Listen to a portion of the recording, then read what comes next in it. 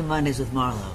I'm really interested in this topic today because we have so many questions from our viewers about marijuana. Should it be legalized? Is it good for you? Will it kill you? Does it give you lung cancer? Is it really something that people should be taking medically? And it's wonderful that we have one of the great newsmakers, thank you. newsman. My husband is such a fan of yours. well, thank you. Yes, Sanjay Gupta. And of course, Sanjay is the chief correspondent, medical correspondent for CNN. And you've done a 3-part series on this called Weed. That's right. So you've done 3 and you're about to do your 4th. We're working on our 4th, yeah. Isn't that great? Yeah, a lot of interest in this topic, yeah. But you used to be against marijuana completely, and now you're what? I think medicinal marijuana has a real role in our society, and I think it's one of these things that, in part as a doctor, but I think in part just as a citizen, that you find that not only can it work for people, but oftentimes it can work when nothing else has. Mm-hmm. So, Marla, I think that this is in part a medical argument, but I think it's a moral argument to some extent as well, that people would be denied treatment that could potentially help them when nothing else has. That's the position I've now really started to take. Here's one thing I think is important. So in terms of the impact on the brain and the impact long term, I've never heard of someone dying of a marijuana overdose. We hear of people being hospitalized for alcoholic overdoses, people dying of liver disease associated with alcoholism. So, is it more dangerous? Is it more problematic? I mean, from a pure, impact on society, it doesn't appear to kill you by overdosing on it. People can get high on it, which I think if they're doing it recreationally, that's sort of the point. But it's tough to compare these things.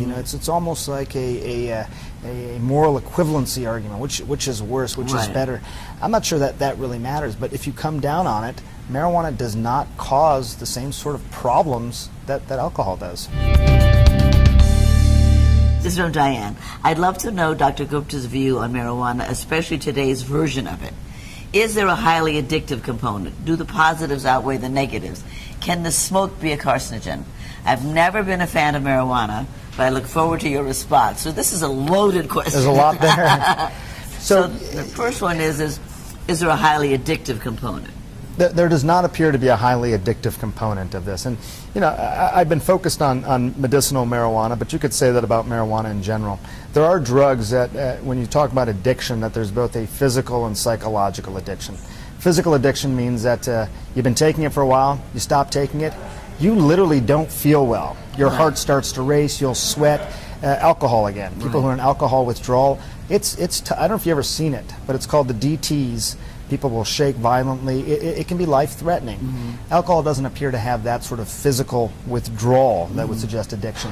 People can become psychologically addicted to this. To marijuana. Yeah, they feel like they have to have it every day. They're happier. They're happier, and if they don't have it, they may not be as happy. Takes them away out from reality. And for people who are using it recreationally, it can be an escapism sort of thing. So there can be a psychological component of it. It probably is more obvious in a developing brain, a young person's brain. By the way, our brains are developing up until sort of our mid-20s, still. The brains are still developing, so this isn't just a teenage thing. Even into your mid-20s, you still got to think about this. This is from Alberta. Just the truth, the whole truth would be nice.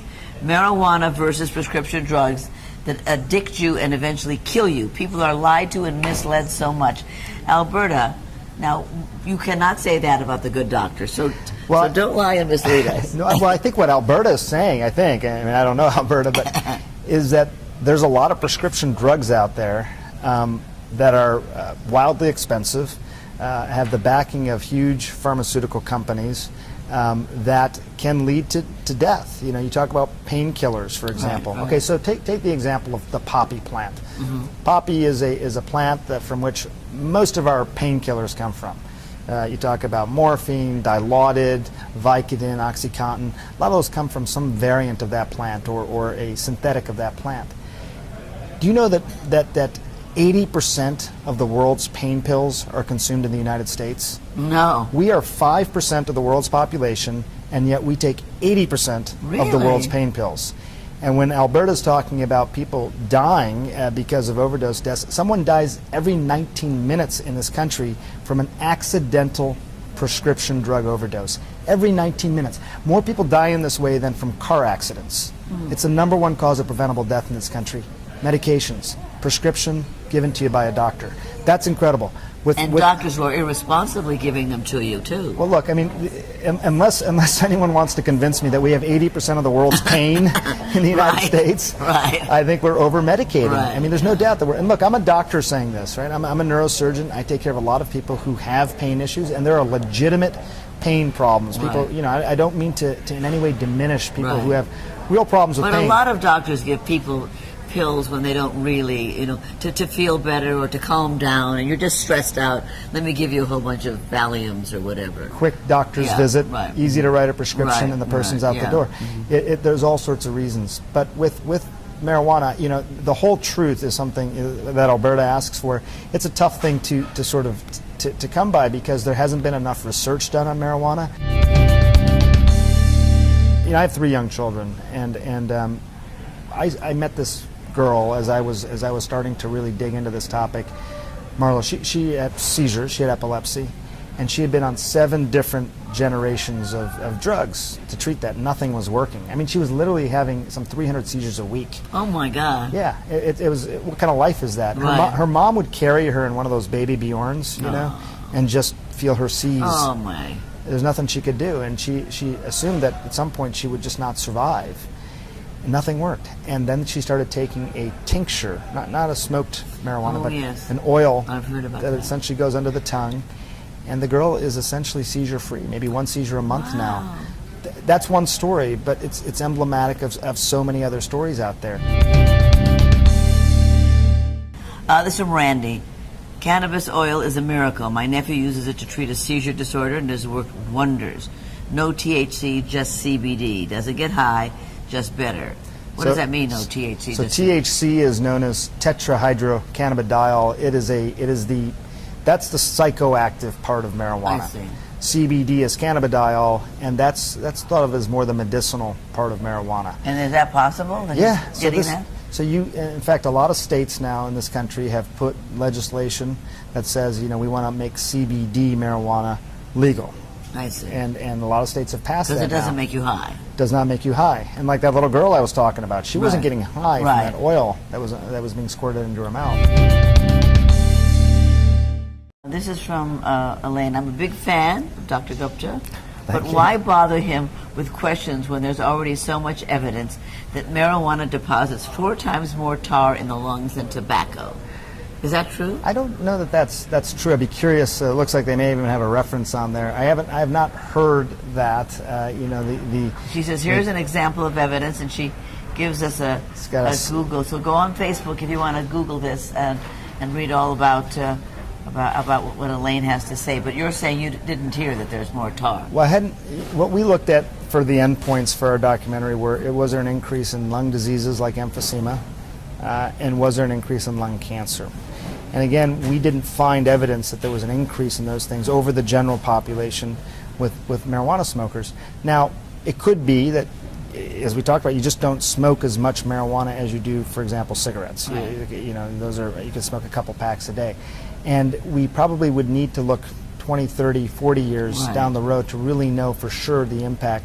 I'm not an advocate of smoking anything. You know, I'm a doctor. That's not something I'm going to recommend. Right. But I think that's a little bit of an open issue. But right now, to say definitively that marijuana causes lung cancer, I don't think anybody can say that. I see. I mean, look, as a neuroscientist, I think you asked me what is my message. It's that you should treat this substance, which can help people, like you treat anything else. Mm-hmm. It shouldn't get any special favors, but it shouldn't get any special demonization either. Mm-hmm. Put it through the rigorous tests. We have testing in this country. We know how to do trials. Why do you think marijuana is so demonized? Because it was a feel-good, Woodstock, let's all take our clothes off kind of drug? Was that the deal? Well, you know, I think if you look at Woodstock and all that, I think even that was part of the existing culture at that time. You know, you could go back to the 1930s, 1936, when Reefer Madness came out, right? Mm-hmm. And Reefer Madness was this documentary that basically painted cannabis as this drug that was going to ruin America. It was going to make everyone dysfunctional, unproductive, sex crazed. It was just going to make people, you know, not be able to live their lives normally anymore. That was 1936. And by the way, it was called cannabis. Marijuana was sort of this pejorative term to describe, it was like the loco weed. It was going to make people crazy. Marijuana was a term that was, it had a negative connotation. Right. So it started back in the 30s probably with this. It was after Prohibition. I think people needed something else to sink their teeth into after alcohol was became legal. Yeah, so it's sort of fascinating. Thank you so much. It's a pleasure. That was a great discussion. Fast discussion. Yeah. That was great. We have wonderful viewers. Yeah. Thank you so much for tuning in today. We're so thrilled that you came. Oh, my pleasure. You must come Thank back you. another time. Anytime. And how do we get to see the ones you've already made? We can buy it on Amazon or see it on YouTube. How do we see what you've done? We're gonna keep airing them on CNN, but if you go to CNN.com, you can see the clips there in the schedule of when these are going to air again. Yep. Oh, great. Yeah. Okay, we'll do that. Okay, everybody. See you next time. Thanks. Thanks, Marla.